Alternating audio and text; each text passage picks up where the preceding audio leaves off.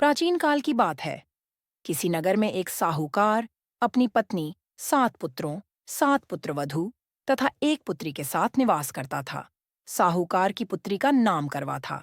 साहूकार के 7 पुत्र अपनी बहन से बहुत प्रेम करते थे। बिना बहन के भोजन ग्रहण किए स्वयं भोजन नहीं करते थे।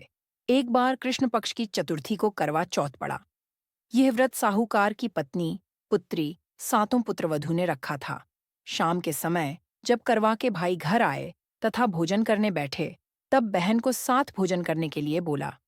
लेकिन बहन ने भाइयों से बोला, आज मेरा करवा चौथ का व्रत है।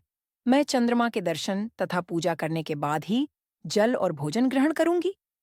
यह सुन भाइयों ने भी भोजन नहीं किया और चंद्रमा के निकलने का इंतजार करने लगे।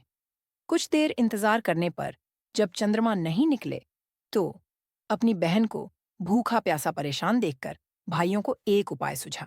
सारे भाई नगर के बाहर गए और एक पेड़ पर चढ़कर वहां आग जला दी और घर आकर अपनी बहन से कहा, चंद्रमा निकल आए हैं, चलो दर्शन कर लो और अर्घ देकर जल ग्रहण करो।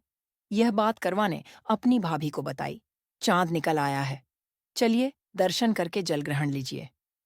भाभी ने समझाया कि उनके भाइयों उन्हें भूख प्यास से परेशान देखकर नगर के बाहर पेड़ पर आग जलाई है, उसे ही चंद्रमा बोल रहे हैं। लेकिन करवा ने बात नहीं मानी और वह आग को चांद समझकर अपना व्रत खोल लेती है। लेकिन करवा के भाभियों ने अपना व्रत नहीं खोला। व्रत खोलते ही करवा को उसके ससुराल से समाचार आया, उसके पति की मृत्यु हो चुकी है। यह सुन करवा के होश उड़ जाते हैं। तब उसकी बड़ी भाभी ने उसे समझाया, आपका व्रत टूट गया है, इसी वजह से उसके साथ ऐसा हुआ है। अपनी गलतियों पर करवा को एहसास हुआ तथा उसने प्रण किया कि वो अपने पतिव्रता से अपने पति को पुनः जिंदा करके रहेगी। और उसने अपने पतिदेव का अंतिम संस्कार नहीं करने दिया। प्रतिदिन शव के पास बैठी रहती और उस पे उगने वाली घास को जुटाती रहती। ऐसा करते करते 1 साल बीत जाता है और करवा चौथ आता है।